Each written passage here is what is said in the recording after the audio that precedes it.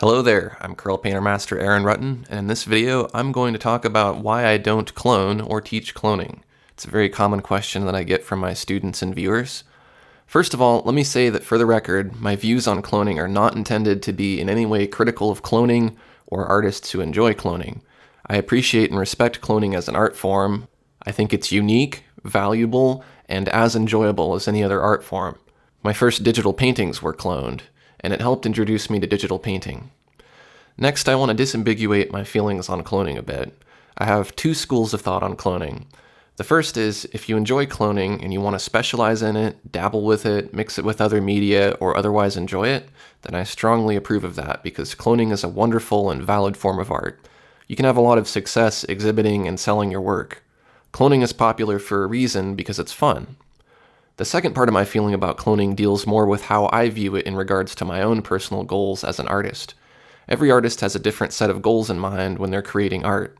I no longer clone because I've found that I can get the same photorealistic results faster by painting from scratch using my own workflows and techniques. My end results are more my style, even if the painting isn't absolutely identical to the photo I referenced. That's my personal take on cloning. So, having said that, I'll dive a little deeper into my experiences. As I mentioned earlier, my first paintings were cloned from a photo. At first, I was quite pleased with my results, and I felt like I'd accomplished something. I'd never progressed that far with traditional paint, so it felt good to finally be able to express myself with a new medium. However, it wasn't long until I came to a point where cloning felt like it was limiting my creativity. It was holding me back rather than setting me free to explore. For me personally, cloning was essential to learning digital painting, but it was only useful for the early stages or for when I wanted to make a cloned piece. It was not the best way to make every painting, and in order to keep progressing, I had to be open to learning other ways of painting. It was clear that I could not explore everything I wanted to learn about art if I were to rely only on cloning. I didn't want the computer to choose color for me any longer, and I didn't want a photo to dictate the structure of my compositions. I wanted to learn how and why to choose color, how to compose, how to paint from scratch so that I'd be without limitations. I've heard people say cloning is a crutch, and I agree. It's like training wheels. It's a limitation on your freedom.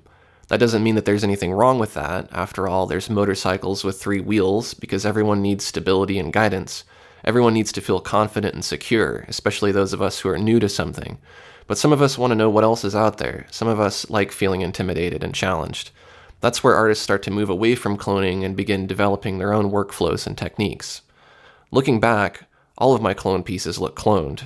I have an eye for cloning now, and I can almost always tell a cloned piece from a not cloned piece. The difference is really how many mistakes are in each piece. Non-clone art tends to be looser, sloppier, more spontaneous, and more raw.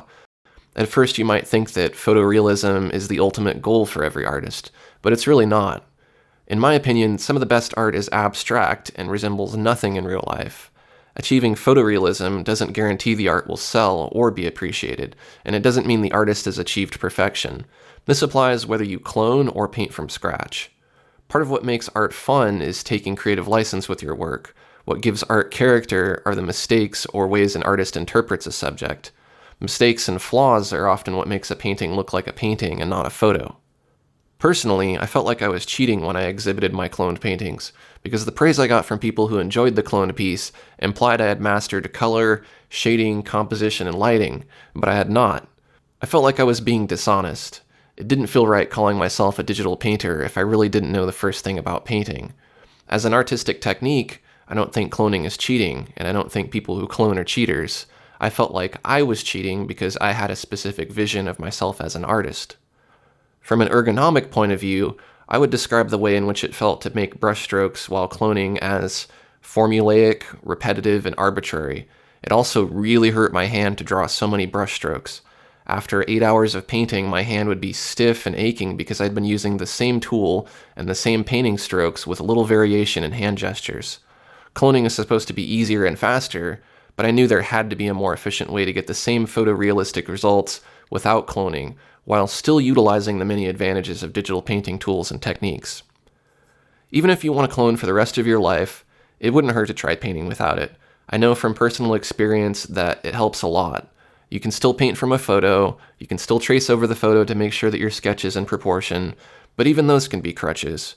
Eventually, every artist will come to a point where they want to paint something that they could never find a photo reference for.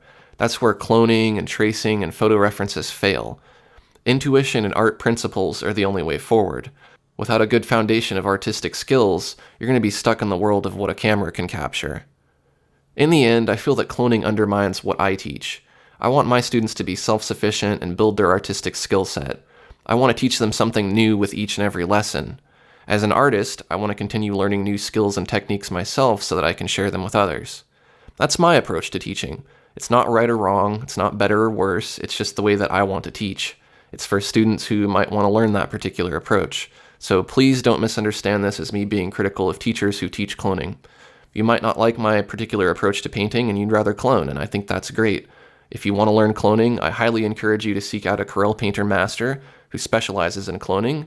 There are too many people for me to mention by name, and I really don't want to leave anybody out, but I would suggest going to Corel Painter's website and looking through their Corel Painter Masters and Corel Painter Elite, because there's a lot of people there who are really good at cloning and really good at teaching cloning.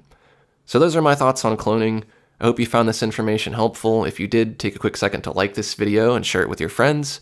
And if you want to help me continue making videos like this possible, go on over to patreon.com and make a donation today. Thanks for watching, and I'll see you next time.